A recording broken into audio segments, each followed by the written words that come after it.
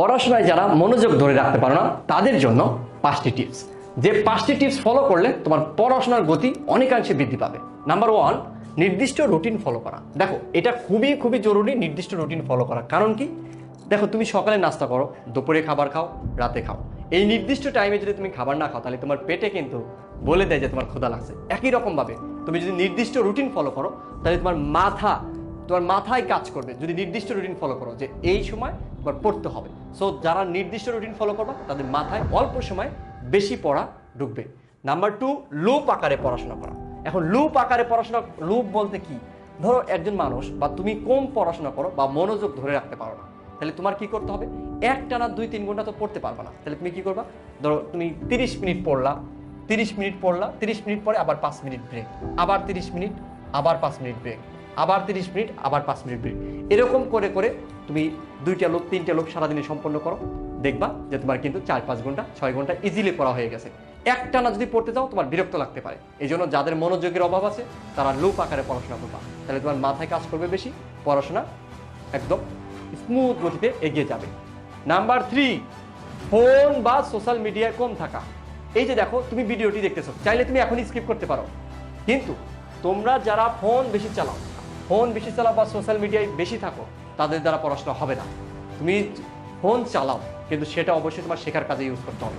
Class দেখতেছো, okay fine, তুমি video class দেখতেছো বা তুমি গুগল থেকে তুমি কোনো কিছু শিখতেছো, কন্টেন্ট দিচ্ছ, ঠিক আছে, অনলাইন কোর্স করতেছো, তাও মানা যায়। কিন্তু তুমি যদি সারাদিন খালি ফোন টিপার ফেসবুক চালাও তাহলে এটা দিয়ে কিন্তু তোমার ভালো রেজাল্ট সম্ভব না। সো যত পারা যায় ফোন বা সোশ্যাল মিডিয়ায় কম থাকতে হবে। আর একটা জিনিস মনে রাখতে হবে, তুমি যখন পড়তে বসবা তোমার কাছে কোনোভাবেই ফোন রাখা যাবে না, কারণ যতই বলো না কেন ফোন কাছে রাখলেই তোমার ওই যে ফোনটা হাতে নিতে মন চাবে। সো ফোনকে দূরে রেখে পড়তে হবে। নাম্বার 4, না বুঝে মুখস্থ করা। না বুঝে মুখস্থ করলে তোমার মুখস্থ না করা।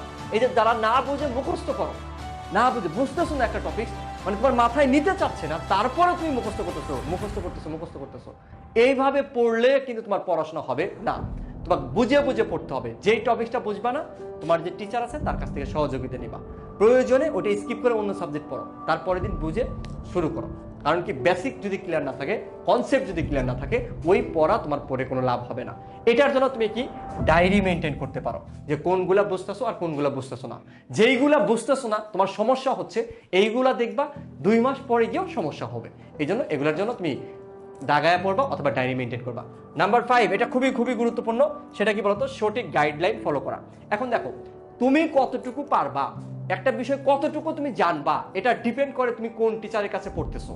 ওই টিচার যদি তোমাকে কনসেপ্ট থেকে ভালোভাবে বোঝাতে পারে, বেসিক ক্লিয়ার করে দিতে পারে, তাহলে তোমার পড়াশোনা হবে অনেক ইজি। তো তোমরা যারা মনোযোগ ধরে রাখতে পারতেছো না, এই কোয়ালিটি যারা স্টুডেন্ট আছো, তারা অবশ্যই এই যে সুযোগটা, ওমেগা একাডেমিক অ্যান্ড অ্যাডমিশন কেয়ারের যে স্পেশাল ব্যাচ, এই ব্যাচে কিন্তু মিস করবা না।